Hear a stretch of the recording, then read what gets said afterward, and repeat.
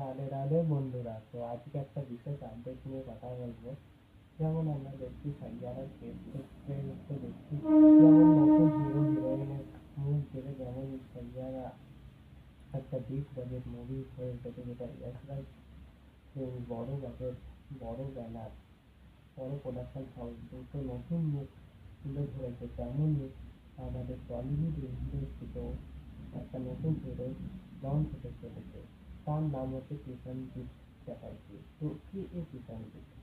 তো প্রসেনজিৎ হচ্ছে বুম্বাদার ছেলে। তো বুম্বাদার ছেলে প্রসেনজিৎ তাকে একটা মাসি অ্যাকশন মুভিতে লঞ্চ করতে চলেছে এসবিএফ। তো এবার দেখা যাক বইটা কেমন হোক এসবিএফ।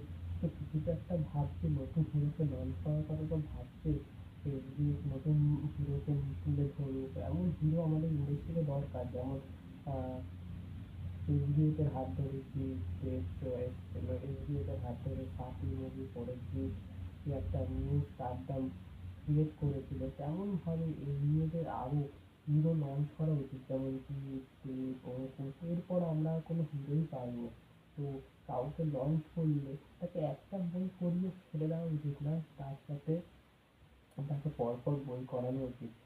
আর যদি কেউ সাকসেস পেয়ে যায়, তাকে প্রথম মুভিতে ভালো হিরো হলে তাকে আরবার বই দেওয়া।